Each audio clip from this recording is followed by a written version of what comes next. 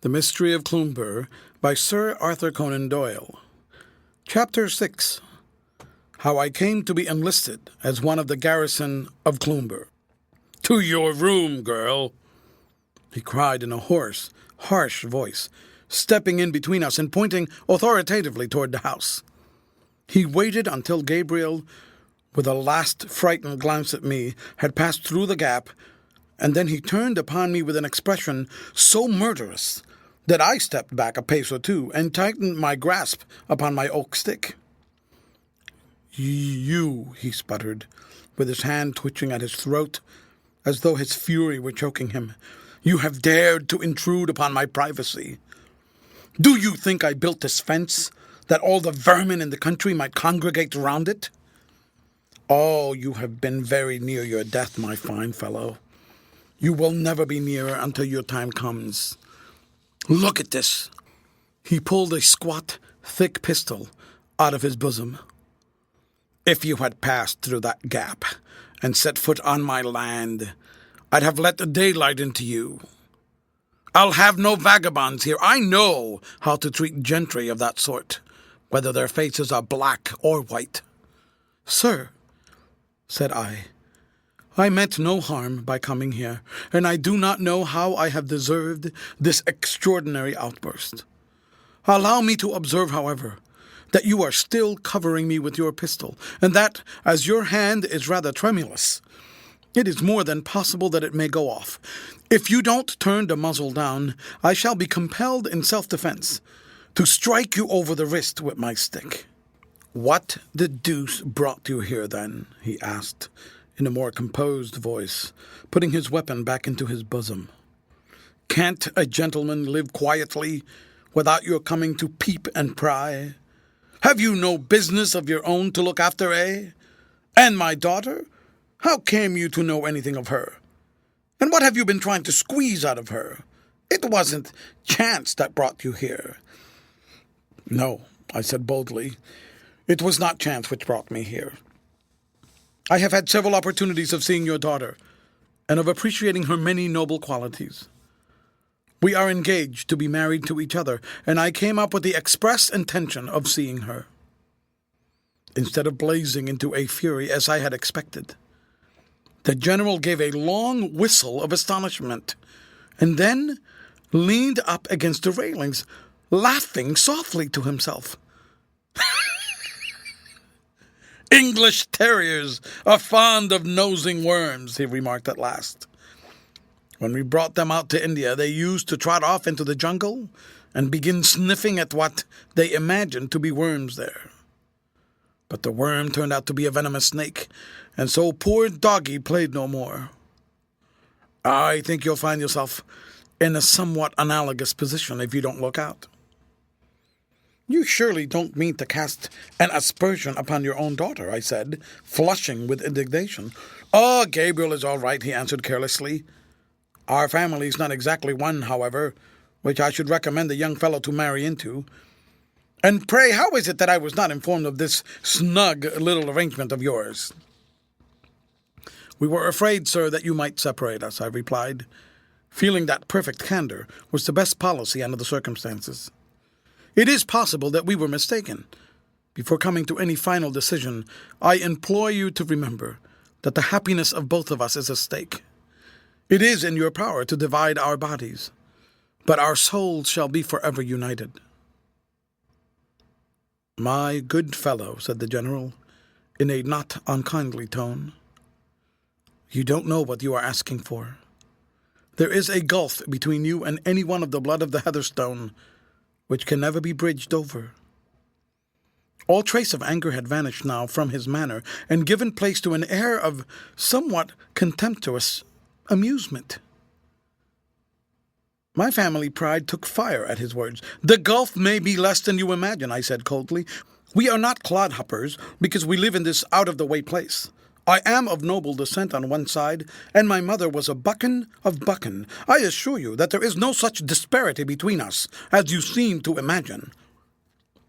"You misunderstand me," the general answered. "It is on our side that the disparity lies. There are reasons why my daughter Gabriel should live and die single. It would not be to your advantage to marry her.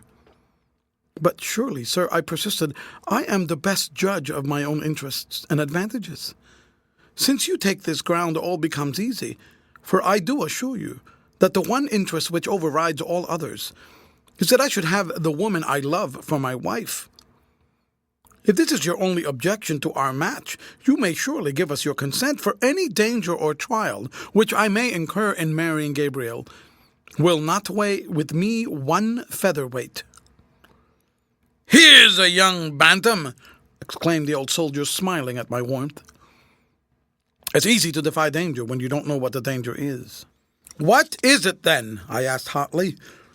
"There is no earthly peril which will drive me from Gabriel's side. Let me know what it is, and test me." No, that would never do," he answered with a sigh, and then thoughtfully, as if speaking his mind aloud, "He has plenty of pluck, and is a well-grown lad, too. We might do worse than make use of him." He went on mumbling to himself with a vacant stare in his eyes, as if he had forgotten my presence. "Look here, West," he said presently. "You'll excuse me if I spoke hastily a little time ago. It is the second time that I have had occasion to apologize to you for the same offense. It shan't occur again. I am rather over-particular, no doubt, in my desire for complete isolation, but I have good reasons for insisting on the point. Rightly or wrongly, I have got it into my head that some day there might be an organized raid upon my grounds. If anything of the sort should occur, I suppose I might reckon upon your assistance." "With all my heart." "So that if ever you got a message such as 'Come up,' or even 'Cloomber,' you would know that it was an appeal for help and would hurry up immediately, even if it were in the dead of the night?" "Most certainly I should," I answered. "But might I ask you what the nature of the danger is which you apprehend?" "There would be nothing gained by your knowing. Indeed, you would hardly understand it if I told you. I must bid you good day now, for I have stayed with you too long. Remember, I count upon you as one of the Cloomber garrison now." "One other thing, sir," I said hurriedly, for he was turning away. "I hope that you will not be angry with your daughter for anything which I have told you. It was for my sake that she kept it all secret from you." "All right," he said, with his cold, inscrutable smile. "I am not such an ogre in the bosom of my family as you seem to think. As to this marriage question, I should advise you as a friend to let it drop altogether. But if that is impossible, I must insist that it stand over completely for the present. It is impossible to say what unexpected turn events may take. Goodbye." He plunged into the wood and was quickly out of sight among the dense plantation. Thus ended this extraordinary interview, in which this strange man had begun by pointing a loaded pistol at my breast, and had ended by partially acknowledging the possibility of my becoming his future son-in-law. I hardly knew whether to be cast down or elated over it. On the one hand, he was likely, by keeping a closer watch over his daughter, to prevent us from communicating as freely as we had done hitherto. Against this there was the advantage of having obtained an implied consent to the renewal of my suit at some future date. On the whole, I came to the conclusion, as I walked thoughtfully home, that I had improved my position by the incident. But this danger, this shadowy, unspeakable danger, which appeared to rise up at every turn, and to hang day and night over the towers of Cloomber, rack my brain as I would, I could not conjure up any solution to the problem, which was not puerile and inadequate. One fact struck me as being significant. Both the father and the son had assured me, independently of each other, that if I were told what the peril was, I would hardly realize its significance. How strange and bizarre must the fear be, which can scarcely be expressed in intelligible language. I held up my hand in the darkness before I turned to sleep that night, and I swore that no power of man or devil should ever weaken my love for the woman whose pure heart I had had the good fortune to win. End of chapter, read by Jorge Acosta for Lit2Go. On the web at fcit.usf.edu.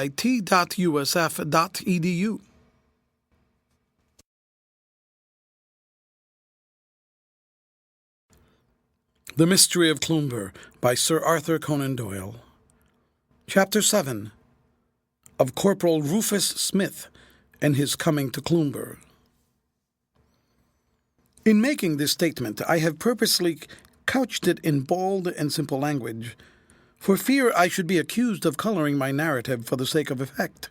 If, however, I have told my story with any approach to realism, the reader will understand me when I say that by this time the succession of dramatic incidents which had occurred had arrested my attention and excited my imagination to the exclusion of all minor topics.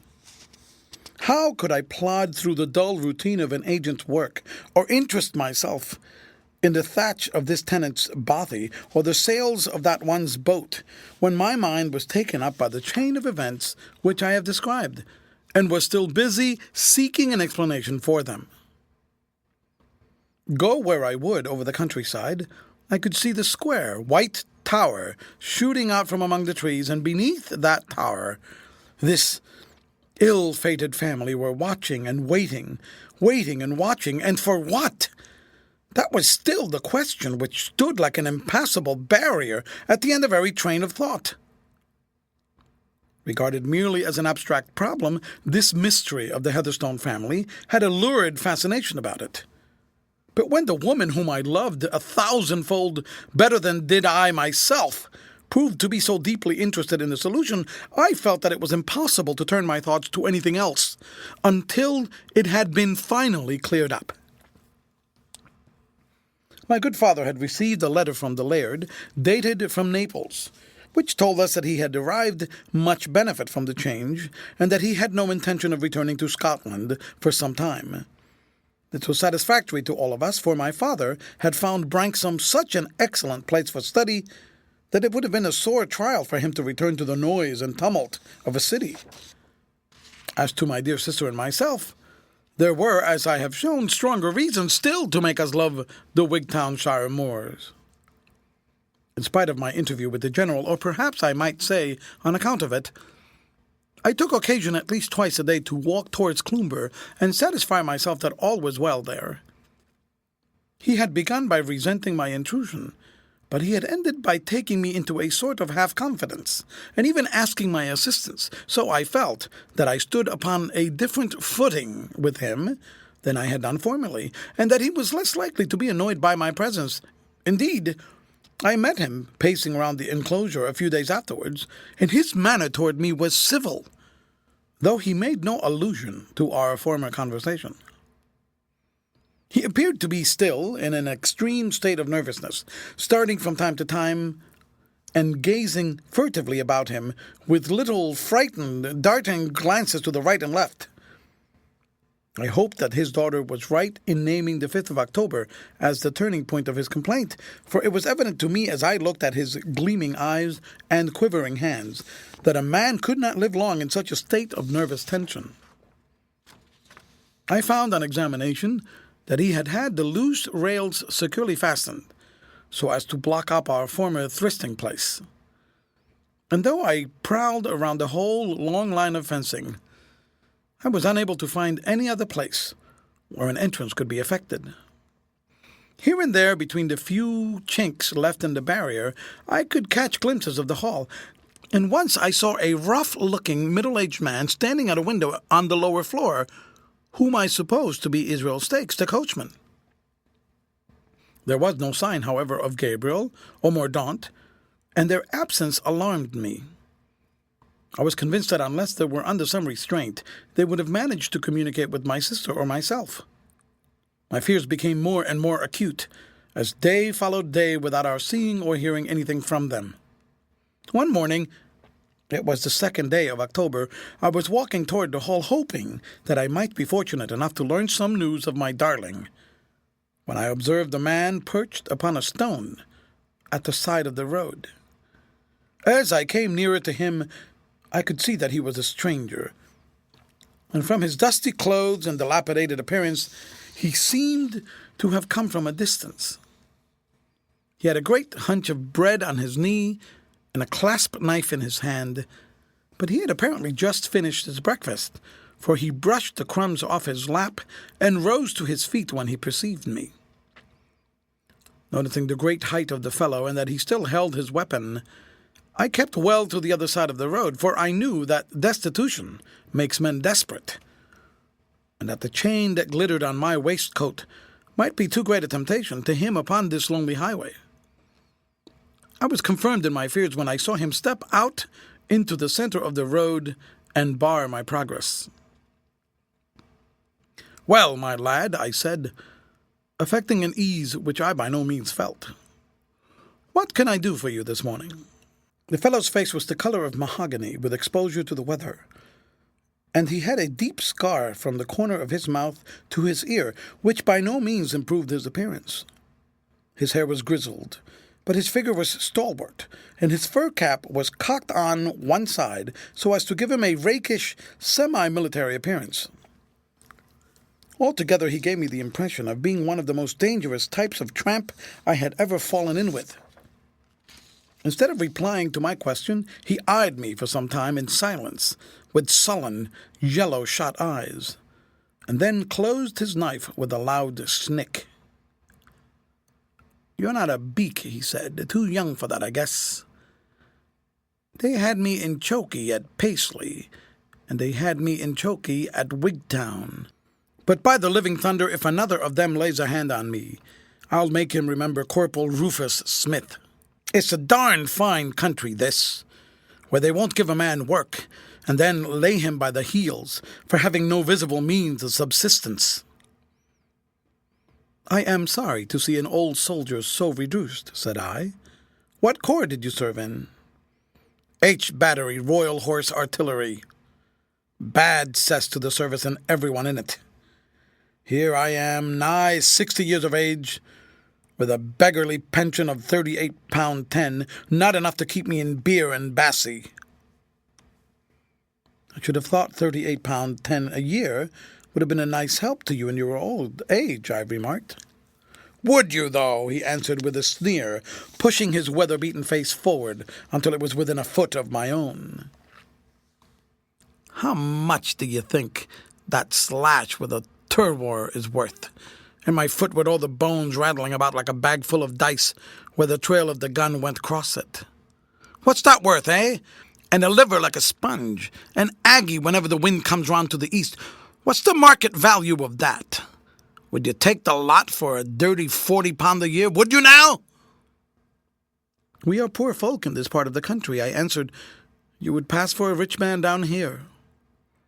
"They are fool folk if they have fool tastes," said he, drawing a black pipe from his pocket and stuffing it with tobacco. "I know what good living is, and by cripes, while I have a shilling in my pocket, I'd like to spend it as a shilling should be spent. I've fought for my country, and my country has done darned little for me. I'll go to the Russians, so help me. I could show them how to cross the Himalayas, so it would puzzle either Afghans or British to stop 'em. What's that secret worth in St. Petersburg, eh, mister?" "I am ashamed to hear an old soldier speak so, even in jest," said I sternly. "Jest indeed," he cried, with a great roaring oath. "I'd have done it years ago if the Russians had been game to take it up. Skofiloff was the best of the bunch, but he's been snuffed out. However, that's neither here nor there. What I want to ask you is whether you've ever heard anything in this quarter of a man called Heatherstone, the same who used to be colonel of the 31st Bengalis. They told me at Wigtown that he lived somewhere down this way." "He lives in that large house over yonder," said I, pointing to Cloomber Tower.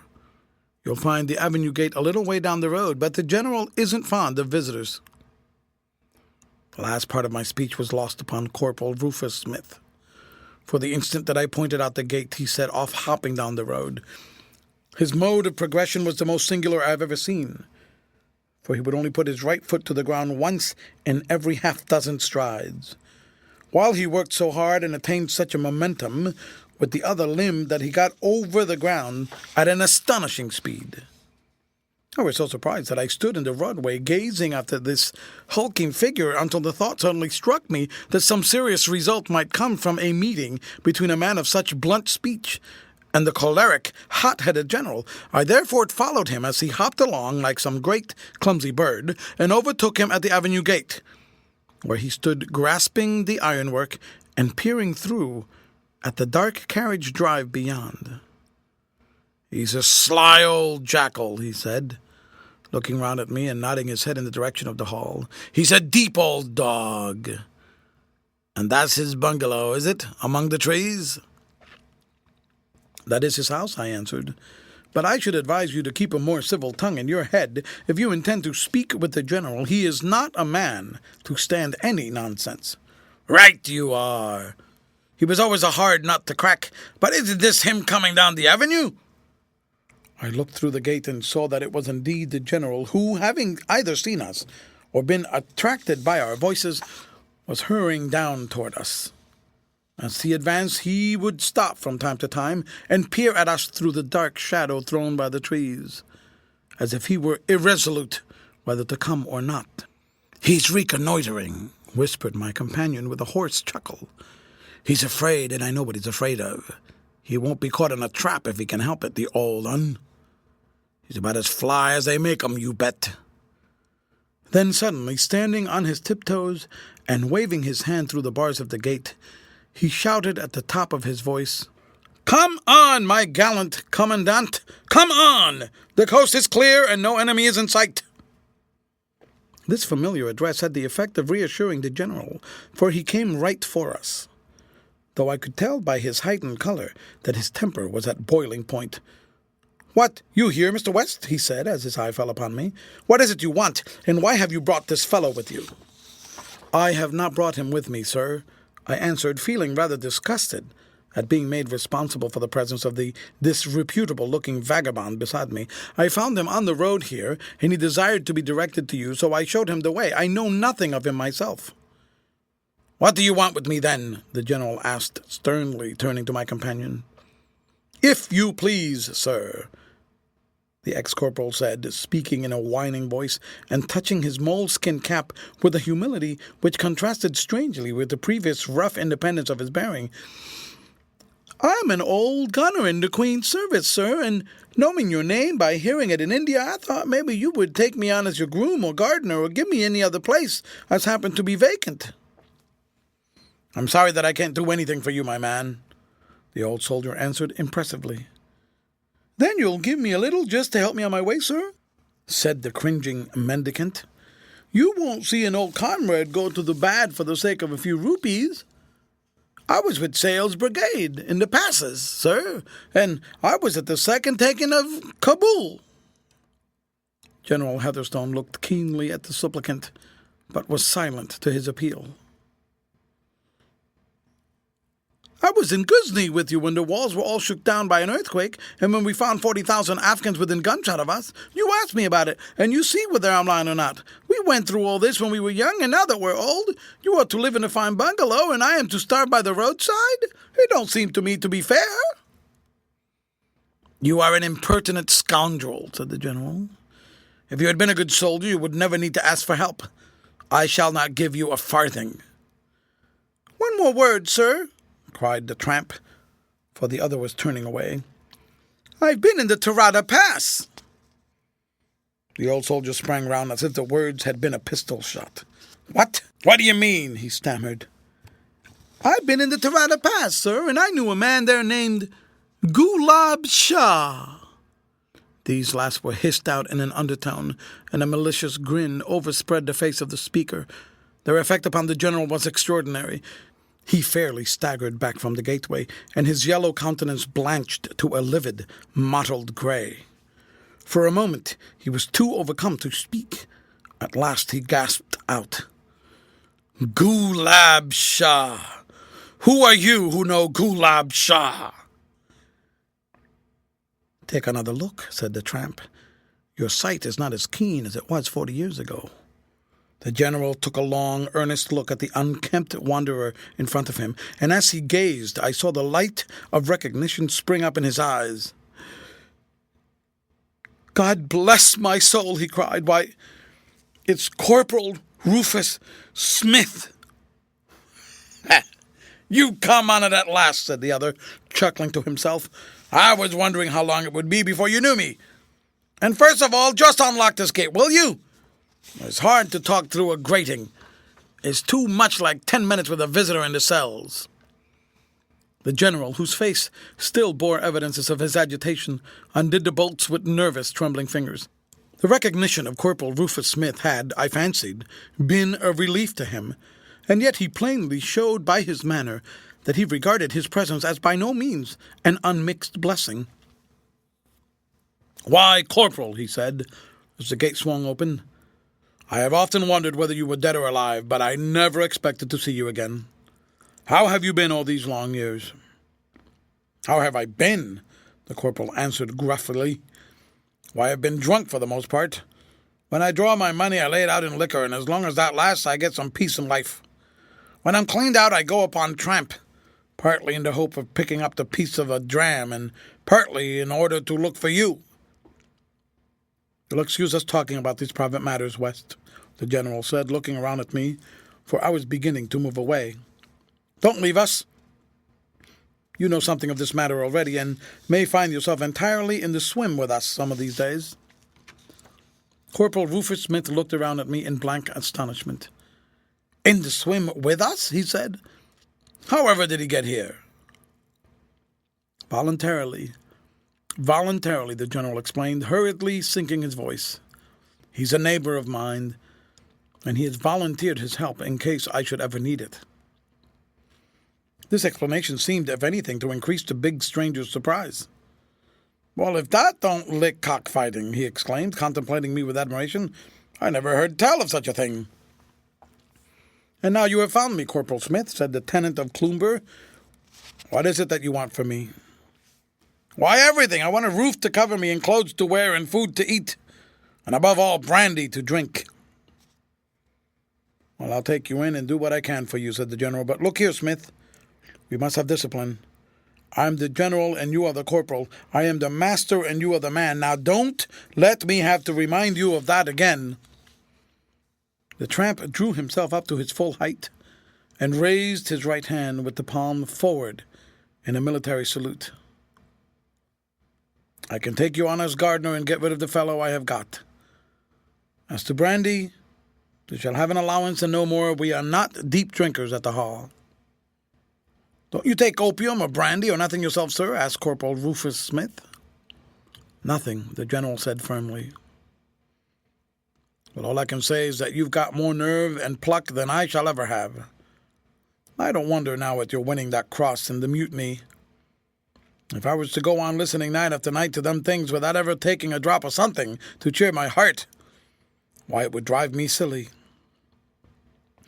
General Heatherstone put his hand up as though afraid that his companion might say too much. "I must thank you, Mr. West," he said, "for having shown this man my door. I would not willingly allow an old comrade, however humble, to go to the bad. And if I did not acknowledge his claim more readily, it was simply because I had my doubts as to whether he was really what he represented himself to be. Just walk up to the hall, Corporal, and I shall follow you in a minute." "Poor fellow," he continued, as he watched the newcomer hobbling up the avenue in the ungainly manner by which I have described. "He got a gun over his foot, and it crushed the bones. But the obstinate fool would not let the doctors take it off. I remember him now, as a smart young soldier in Afghanistan. He and I were associated in some queer adventures, which I may tell you of some day. And I naturally feel sympathy toward him and would befriend him. Did he tell you anything about me before I came?" "Not a word," I replied. "Oh," said the general carelessly, but with an evident expression of relief. I thought perhaps he might have said something of old times. "Well, I must go and look after him, or the servants will be frightened, for he isn't a beauty to look at. Goodbye." With a wave of the hand, the old man turned away from me and hurried up the drive after this unexpected addition to his household, while I strolled on round the high black paling, peering through every chink between the planks, but without seeing a trace either of Mordaunt or of his sister. I have now brought this statement down to the coming of Corporal Rufus Smith, which will prove to be the beginning of an end. I have set down soberly and in order the events which brought us to Wigtownshire, the arrival of the Heatherstones at Cloomber, the many strange incidents which excited first our curiosity and finally our intense interest in that family. And I have briefly touched upon the circumstances which brought my sister and myself into a closer and more personal relationship with them. I think that there cannot be a better moment than this to hand the narrative over to those who had means of knowing something of what was going on inside Cloomber during the months that I was observing it from without. Israel Stakes, the coachman, proved to be unable to read or write, but Mr. Matthew Clark, the Presbyterian minister of Tonykirk, has copied down his deposition, duly attested by the cross set opposite to his name. The good clergyman has, I fancy, put on some slight polish upon the narrator's story, which I rather regret, as it might have been more interesting, if less intelligible, when reported verbatim. It still preserves, however, considerable traces of Israel's individuality, and may be regarded as an exact record of what he saw and did while in General Heatherstone's service. End of chapter, read by Jorge Acosta for Lit2Go. On the web at fcit.usf.edu.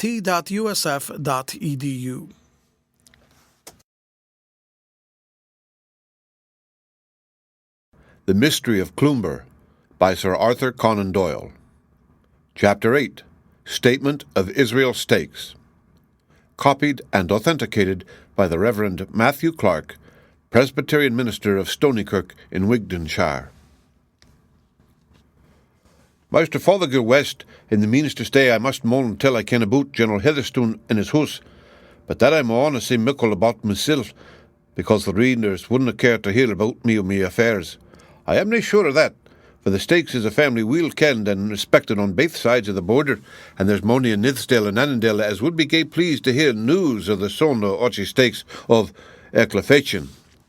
I maun do as I'm told, however, for Mr. West's sake, hoping you'll no forget me when I chance to hae a favour to may ask. I'm no able to write myself, because my father sent me out to scarecrows instead of sending me to school.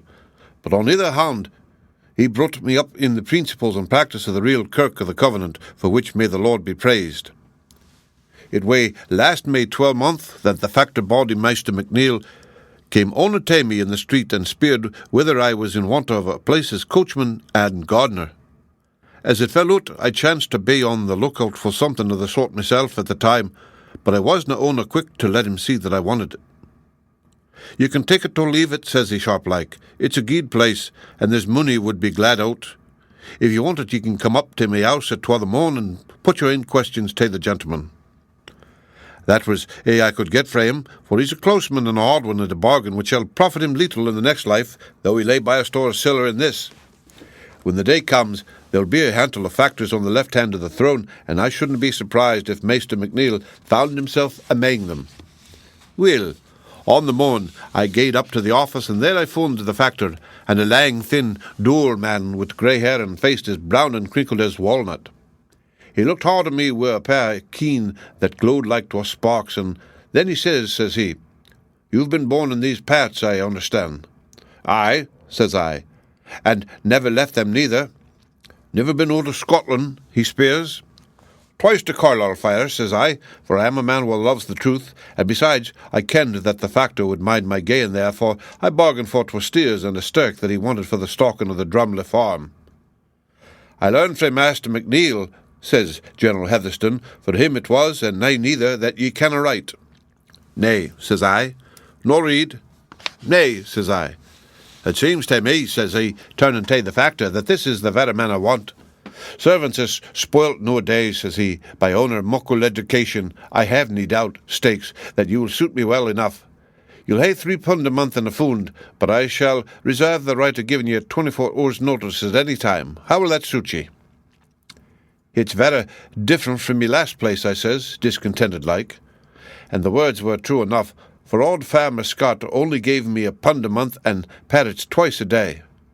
Will, says he, maybe we'll gie ye a raise of ye suit.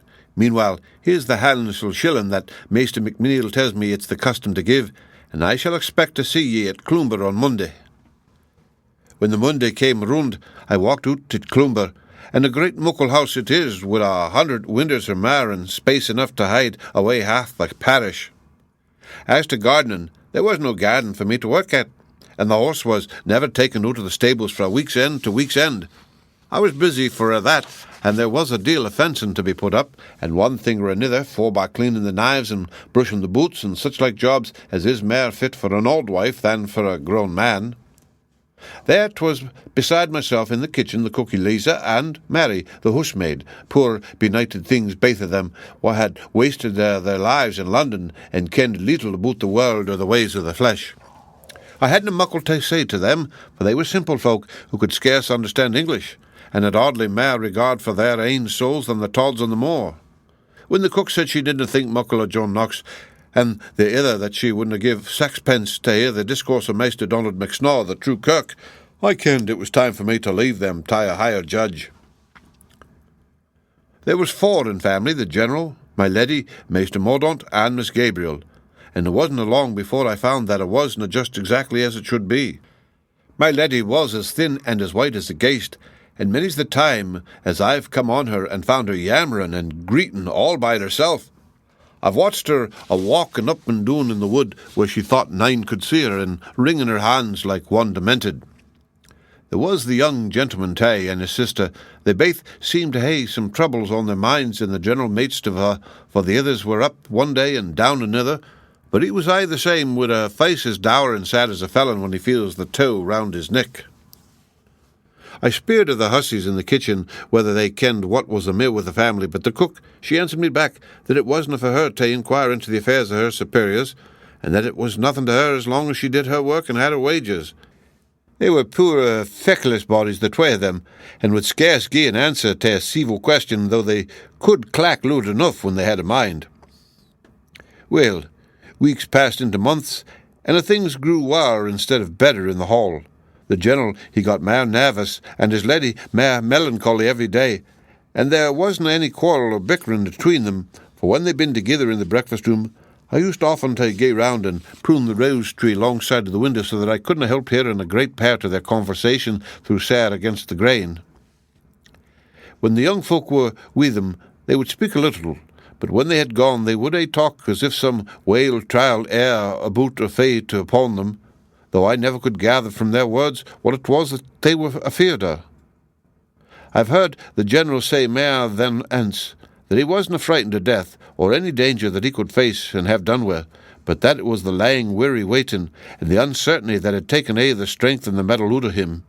Then my Leddy would console him and tell him that maybe it wasn't as bad as he thought, and that it would come rich in the end, but her cheery words were clean throwed away upon him. As to the young folks, I ken weel that they didn't abide in the grunds, and that they were away whene'er they got a chance with Master Fothergill West to banks them, but the General was too full of his ain troubles to ken about it, and didn't seem to me that it was part of my duties either as coachman or as gardener to mind the bairns. He should have learnt that if you forbid a lassie and a laddie to die anything, it's just the surest way of bringing it about.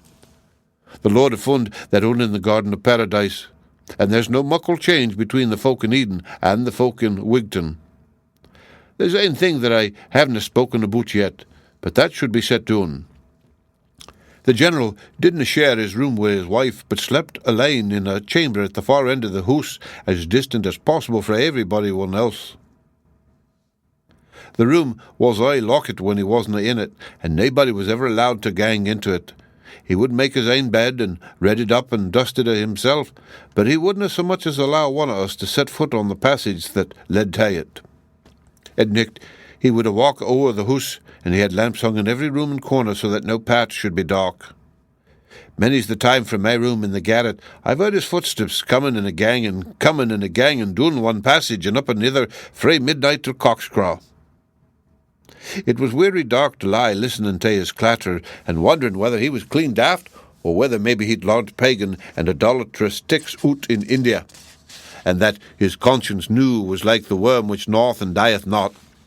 I'd hae speered frae him whether it would ease him to speak wi' the holy Donald McSnaw, but it might have been a mistake, and the General wasn't a man that you'd care to make a mistake wi'. Ane day I was a-working at the grass border when he comes up and he says he, "Did you ever have occasion to fire a pistol, Israel?" "God's sake," says I never had siccan a thing in me hands in me life." "Then you'd best not begin new," says he. "Every man take his ain weapon," he says. "Now I warrant you could do something wi' a guid crab-tree cudgel." "Aye, could I?" I answered blithely, as well as ony lad on the border. "This is a lonely hoose," says he, "and we might be molested by some rascals. It's weel to be ready for whatever may come. Me and you and me son Mordaunt and Mr. Fothergill West of Branksome, who would come if he was required, ought to be able to show a bald face. What think ye?" "'Deed, sir," I says, "feasting is aye better than affection, but if you'll raise me £1 a month, I'll no shirk me share of that either." "We won't quarrel over that," says he, and agreed to the extra £12 a year as easy as though it were as many bobbies. For it fray me to think evil, but I couldn't help surmising at the time that money that 'twas so lightly part away it was maybe not so very honestly came by. I'm no a curious or a prying mun by nature, but I was sair puzzled in my ain mind to tell why it was that the General walked about at nicht and what kept him frae his sleep. Well, ane day I was cleaning down the passages when my eye fell on a great muckle heap of curtains and old carpets and sic-like things that were piled away in a corner, no very far frae the door or the General's room. O'er the sudden a thought came into my head, and I says to myself, "Israel, laddie," says I, "what's to stop ye frae hiding behind that this very nicht and seeing the old man when he doesn't ken human eye on him?" The mair I thought it, the mair simple it appeared, and I made up my mind to put the idea into instant execution. When the nicht came round, I told the women folk that I was bare with a joy and would gang early to my room. I kenned fine when ance I got there wasn't a chance of me undisturbing me, so I waited a wee while, and then when all was quiet I slipped off my boots and ran down the other stair until I came to the heap of old clothes, and there I lay down with ane peeping through a kink and the rest covered up with a great ragged carpet.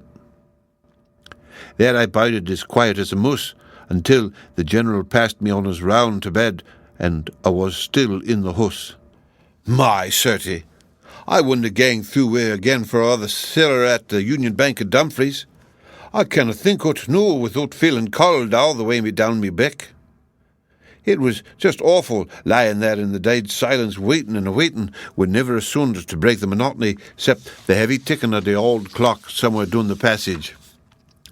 First I would look down the corridor in the one way, and syne I'd look down to other. But I seemed to me as though there was something coming up frae the side that I wasn't looking at. I had a cold sweat on me brow, and my heart was beating twice to ilka tick of the clock, and what feared me most was the dust frae the curtains and things was getting down into me lungs, and it was I could dae to keep myself frae coughing. God's sakes, I wonder my hair won't grey with the night I went through. I wouldn't have dared again to be made Lord Provost of Glasgow. Well, it may have been 12 o'clock in the morning, or maybe a little mair, and I was just thinking that I wasna to see onything after and I wasna very sorry neither, when all of a sudden a sound came to my ears clear and distinct through the stillness of the nicht. I've been asked afore noo to describe that sound, but I've found that it's no very easy to gie a clear idea of it, though it was unlike any other sound that I ever hearkened to. It was a sharp, ringing clang like what could be caused by flipping the rim on a wine-glass, but it was far higher and thinner than that, and had in it a kind of splash like the tinkle of a raindrop into a water butt. In my fear I sat up amongst me carpets like a puddock among gowan leaves, and I listened with all my ears. It was still again new except for the dull ticking of the instant clock. Suddenly the sound came again, as clear, as shrill, as sharp as air, and this time the General heard it, for I heard him gie a kind of groan, as a tired man might while he'd been roosted out of his sleep. He got up frae his bed, and I could make out a rustling noise as though he were addressing himself, and presently his footfall as he began to walk up and down in his room. Oh, me sakes, it didn't tak lang for me to drap down amongst me carpets again and core myself over. There I lay a-trembling in every limb, and saying as mony prayers as I could mind with me eyes still a-peeping through the keyhole and fixed upon the door of the General's room. I heard the rattle of the handle presently, and the door swing open slowly. There was a licht burning in the room beyond, and I could just catch a glimpse of what seemed to me like a row of swords stuck along the side of the wall when the General stepped out and shut the door behind him. He was dressed in a dressing gown with a red smoking cap on his head and a pair of slippers with the heels cut off and the ties turned up. For a moment it came into my head that maybe he was a-walking in his sleep, but as he came towards me I could see the glint of the licht in his eye, and his face was a-twisting like a man that's in sair distress of mind. On my conscience, it gies me the shakes noo when I think of his tall figure and his yelly face a-coming sae solemn and silent down the lang, lone passage. I haud my breath and lay close a-watching him, but just as he came to where I was, my very heart stood still in my breast, for ting! Loud and clear, within a yard of me came the ringing clanging sound that I had already hearkened to. When it came from his mare than I can tell, or what was the cause of it. It may have been that General made it, but I was sair puzzled to tell who, for his hands were both doon by his side as he passed me. It came frae his direction, certainly, but appeared to me to come from o'er his head. But it was a sickening thing, a eerie, high-pitched, uncanny kind of sound that it wasna easy to say just exactly where it came frae. The General took nae heed of it, but walked on. It was soon out of sicht, and I didna lose a second in creeping out from me hiding place and scampering away back to my room. And if the bogies in the Red Sea were traipsing up and down the hell nacht through, I would never put my head out again and take a glimpse of 'em. I didna say a word to anybody about what I'd seen, but I made up my mind that I wouldna stay muckle longer at Cloomber Hall. £4 a month is a good wage, but it isn't enough to pay a man for the loss of his peace of mind, and maybe the loss of his soul as well. For when the Dale is about, you cannot tell what sort of trap he may lay for you, and though they say that Providence is stronger than him, it's a maybe as well know to risk it. It was clear to me that the General and his host were both under some curse, and it was fit that curse should fall on them had earned it, and no one a righteous Presbyterian would have ever trod the narrow path. My heart was sair for young Miss Gabriel, for she was a bonny and winsome lassie, but for all that, I felt that my duty was to myself, and that I should gang forth even as Lot ganged out of the wicked cities of the plain. That awful cling-clang was a dinging in me lugs, and I could have bear to be alone in the passages of fear of hearing it aince again. I only wanted a chance or an excuse to gie the General notice, and to gang back to some place where I could see Christian folk, and have the kirk within a stone cast to fae back upon. But it proved to be ordained that instead of me saying the word, it should come from the General itself. It was ane day about the beginning of October. I was coming out of the stable after gieing its oats to the horse, when I see the great muckle loon come hopping up on ane leg up the drive mare like a big ill-forward craw than a man. Well, I clapped my een on him, and I thought maybe 'twas ane of the rascals that the maester had been speaking about, so without mair ado I fetched out me bitstick with the intentions of trying it upon the limmer's head. He seed me coming towards him, and reading me intention frae me look upon maybe or frae the stick in me hand, he pulled out a long knife frae his pocket, and swore with the most awful oaths that if I didn't stand back, he'd be the death of me. My conscience, the words the chiel used was enough to mock the hair stand straight on your head. I wonder he wasn't struck dead where he stood. We were still a-standing opposite each other, he with his knife and me with a stick, when the General, he came up the drive and found us. To my surprise, he began to talk to the stranger as if he'd kenned him a' his days. "Put your knife in your pocket, Corporal," says he. "Your fears have turned your brain." "Blood and wounds," says the other. "He'd have turned my brain to some purpose with that muckle stick of his if I hadn't drawn me snicker's knee. You shouldn't keep sicking an old savage in your premises." The maister, he frowned and looked black at him as though he didn't relish advice coming for such a source. Then turning to me, "You won't be wanted after today, Israel," he says. "You have been the guide save it, and I nothing to complain of with ye, but circumstances have arisen which will cause me to change me arrangements. Very good, sir, says I. You can go this evening, says he, and you shall have an extra month's pay to make up to ye for these short noticed. With that, he went into the house, followed by the man that he ca'd the corporal, and frae that day to this I've never clapped in either on the ane or the other. My money was sent out to me in an envelope, and having said a few patent words to the cook and the wench with reference to the wrath to come and the treasure that is richer than rubies, I shook the dust of Cloomber frae me feet for ever. Master Fothergill West says I mauna express an opinion as to what came about afterwards, but mauna confine myself to what I saw myself. No doubt he has his reasons for this, and far be it frae he that there ain't no guidance. But I maun say this, that what happened didn't surprise me. It was just as I expected, and so I said to Mr. Donald McSnaw. I've told ye about it noo, and I have no word to add or to withdraw. I'm muckle obleeged to Mr. Matthew Clark for putting it in a doon writing for me, and there's only would wished to speer anything mair of me. I'm well kenned and respected in Ecclefection, and Master McNeil, the factor of Wigtown, can tell you where I am to be found.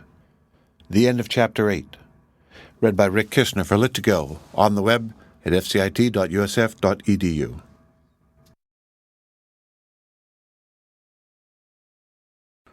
The Mystery of Cloomber by Sir Arthur Conan Doyle. Chapter 9. Narrative of John Easterling, FRCP, Edinburgh. Having given the statement of Israel stakes in extenso, I shall append a short memorandum from Dr. Easterling, now practicing at Stranraer. It is true that the doctor was only once within the walls of Cloomber during its tenancy by General Heatherstone, but there were some circumstances connected with this visit which made it valuable, especially when considered as a supplement to the experiences which I have just submitted to the reader. The doctor has found time amid the calls of a busy country practice to jot down his recollections, and I feel that I cannot do better than subjoin them exactly as they stand. I have very much pleasure in furnishing Mr. Fothergill West with an account of my solitary visit to Cloomber Hall, not only on account of the esteem which I have formed for that gentleman ever since his residence at Branksome, but also because it is my conviction that the facts in the case of General Heatherstone are of such a singular nature that it is of the highest importance that they should be placed before the public in a trustworthy manner. It was about the beginning of September of last year that I received a note from Mrs. Heatherstone of Cloomber Hall, desiring me to make a professional call upon her husband, whose health, she said, had been for some time in a very unsatisfactory state. I had heard something of the Heatherstones and of the strange seclusion in which they lived, so that I was very much pleased at this opportunity of making their closer acquaintance, and lost no time in complying with her request.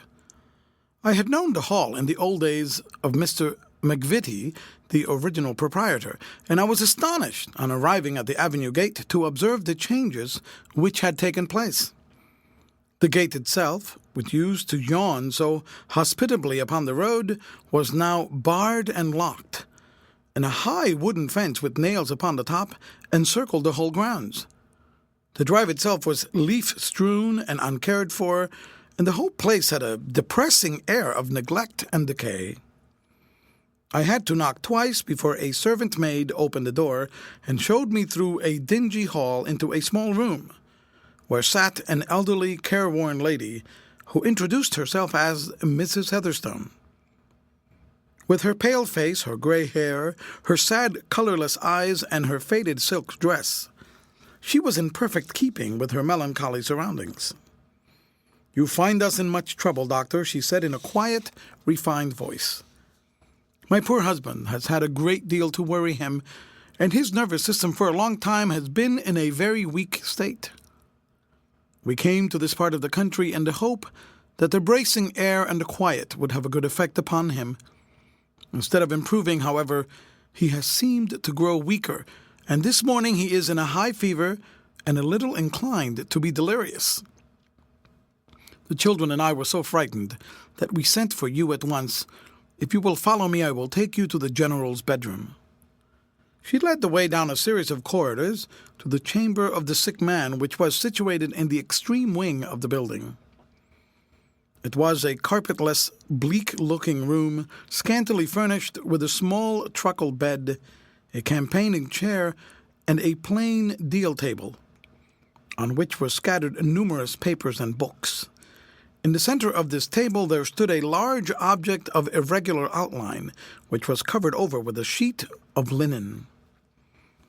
All around the walls and in the corners were arranged a very choice and varied collection of arms, principally swords, some of which were of the straight pattern in common use in the British Army, while among the others were scimitars, tulwars, kutcheries, and a score of other specimens of Oriental workmanship.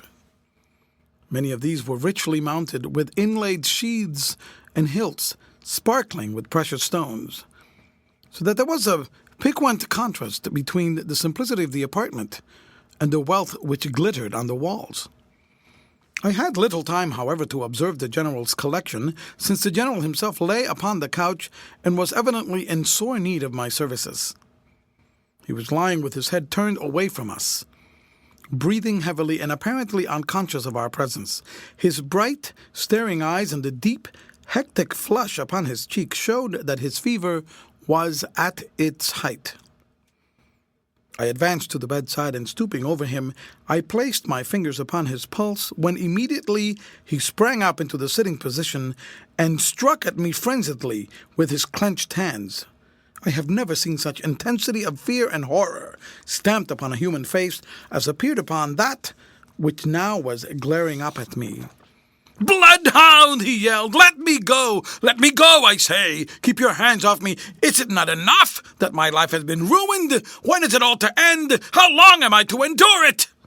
"Hush, dear, hush," said his wife in a soothing voice, passing her cool hand over his heated forehead. "This is Dr. Easterling from Stranraer. He has not come to harm you, but to do you good." The General dropped heavily, wearily back upon his pillow, and I could see by the changed expression on his face that his delirium had left him and that he understood what had been said. I slipped my clinical thermometer into his armpit and counted his pulse rate. It amounted to 120 per minute, and his temperature proved to be 104 degrees. Clearly, it was a case of remittent fever, such as occurs in men who have spent a great part of their lives in the tropics. "There is no danger," I remarked. "With a little quinine and arsenic, we shall very soon overcome the attack and restore his health." "No danger, eh?" he said. "There never is any danger for me. I am as hard to kill as the Wandering Jew. I am quite clear in the head now. So you may leave me with the doctor, Mary." Mrs. Heatherstone left the room rather unwillingly, as I thought, and I sat down by the bedside to listen to anything which my patient might have to communicate. "I want you to examine my liver," he said, when the door was closed. "I used to have an abscess there, and Brodie, the staff surgeon, said that it was 10 to 1 that it would carry me off. I have not felt much of it since I left the East. This is where it used to be, just under the angle of the ribs." "I can find the place," said I, after making careful examination, "but I'm happy to tell you that the abscess has either been entirely absorbed or has turned calcareous, as these solitary abscesses will. There is no fear of its doing you any harm now." He seemed to be by no means overjoyed at the intelligence. "Things always happen so with me," he said moodily. "Now, if another fellow was feverish and delirious, he would surely be in some danger, and yet you will tell me that I am in none. Look at this now." He bared his chest and showed me a plucked wound over the region of the heart. "That's where the Jezail bullet of Hillman went in. You would think that it was the right spot to settle a man, and yet what does it do but glance upon a rib and go clean round and out the back, without so much as penetrating what you medicos call the pleura? Did ever you hear of such a thing?" "You certainly were born under a lucky star," I observed with a smile. "That's a matter of opinion," he answered, shaking his head. Death has no terrors for me, if it will but come in some familiar form, but I confess that the anticipation of some preternatural form of death is very terrible and unnerving." "You mean," said I, rather puzzled at this remark, "that you would prefer a natural death to a death by violence?" "No, I don't mean that exactly," he answered. "I am too familiar with cold steel and lead to be afraid of either." "Do you know anything about audolic force, Doctor?" "No, I do not," I replied, glancing sharply at him to see if there were any signs of his delirium returning. His expression was intelligent, however, and the feverish flush had faded from his cheeks. "Ah, you Western scientific men are very much behind the day in some things," he remarked. "In all that is material and conducive to the comfort of the body, you are preeminent. But when it concerns the subtle forces of nature and the latent powers of the human spirit, your best men are centuries behind the humblest coolies of India. Countless generations of beef-eating, comfort-loving ancestors have given our animal instincts the command over our spiritual ones. The body, which should have been a mere tool for the use of the soul, has now become a degrading prison in which it is confined. The Oriental soul and body are not so welded together as ours are, and there is far less wretch when they part in death." "They do not appear to derive much benefit from this peculiarity in their organization," I remarked incredulously. "Merely the benefit of superior knowledge," the general answered. "If you were to go to India, probably the very first thing you would see in the way of amusement would be a native doing what is called the mango trick. Of course, you have heard or read of it. The fellow plants a mango seed and makes passes over it until it sprouts and bears leaves and fruit, all in the space of half an hour. It is not really a trick, it is a power. These men know more than your Tyndalls or Huxleys do about nature's processes, and they can accelerate or retard her workings by subtle means of which we have no conception. These low-caste conjurers, as they are called, are mere vulgar dabblers, but the men who have trod the higher path are as far superior to us in knowledge as we are to the Hottentots or the Patagonians." "You speak as if you were well acquainted with them," I remarked.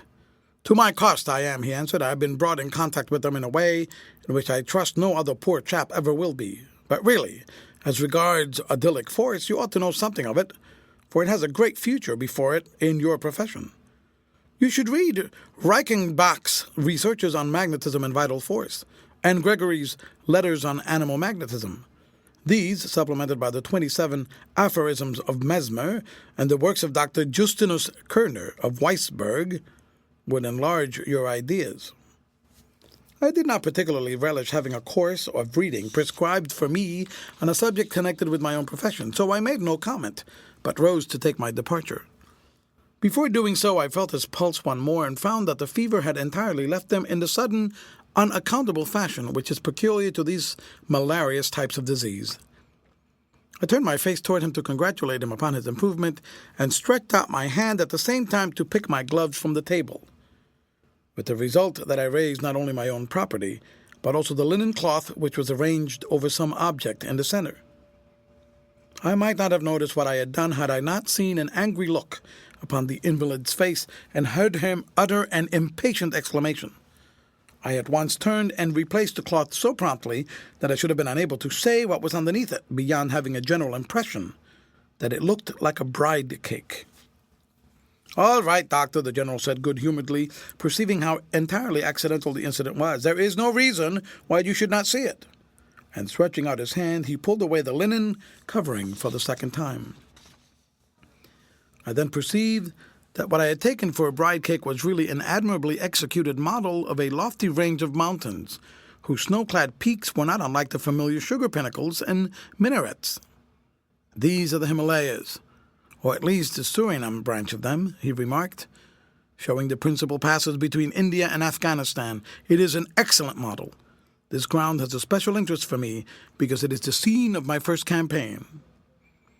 There is the pass opposite Calabar, and the Thule Valley, where I was engaged during the summer of 1841 in protecting the convoys and keeping the Afridis in order. It wasn't a sinecure, I promise you. And this," said I, indicating a blood-red spot which had been marked on one side of the pass which he had pointed out, This is the scene of some fight in which you were engaged? Yes. We had a skirmish there, he answered, leaning forward and looking at the red mark. We were attacked by, at this moment, he fell back upon his pillow as if he had been shot, while the same look of horror came over his face which I had observed when I first entered the room. At the same instant there came apparently from the air immediately above his bed a sharp, ringing, tingling sound, which I can only compare with the noise made by a bicycle alarm. Though it differed from this in having a distinctly throbbing character, I have never before or since heard any sound which could be confounded with it. I stared round in astonishment, wondering where it could have come from, without perceiving anything to which it could be ascribed. "It's all right, Doctor," the General said with a ghastly smile. "It's only my private gong. Perhaps you had better step downstairs and write my prescription in the dining room." He was obviously anxious to get rid of me, so I was forced to take my departure, though I would gladly have stayed a little longer in the hope of learning something as to the origin of the mysterious sound. I drove away from the house with the full determination of calling again upon my interesting patient and endeavoring to elicit some further particulars as to his past life and his present circumstances.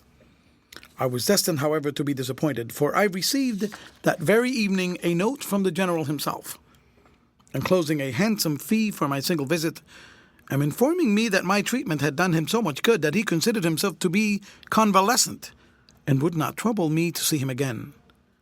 This was the last and only communication which I ever received from the tenant of Cloomber. I have been asked frequently by neighbors and others who were interested in the matter whether he gave me the impression of insanity.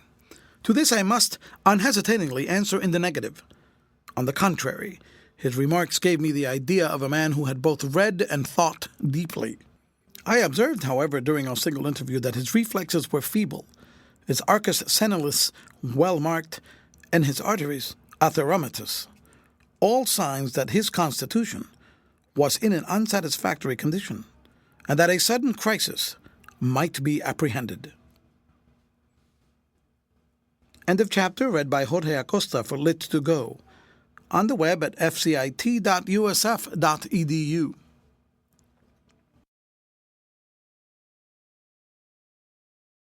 The Mystery of Cloomber, by Sir Arthur Conan Doyle. Chapter 10 of The Letter Which Came from the Hall. Having thrown this sidelight upon my narrative, I can now resume the statement of my own personal experiences. These I had brought down, as the reader will doubtless remember, to the date of the arrival of the savage-looking wanderer who called himself Corporal Rufus Smith. This incident occurred about the beginning of the month of October, and I find, upon a comparison of dates, that Dr. Easterling's visit to Cloomber preceded it by 3 weeks or more.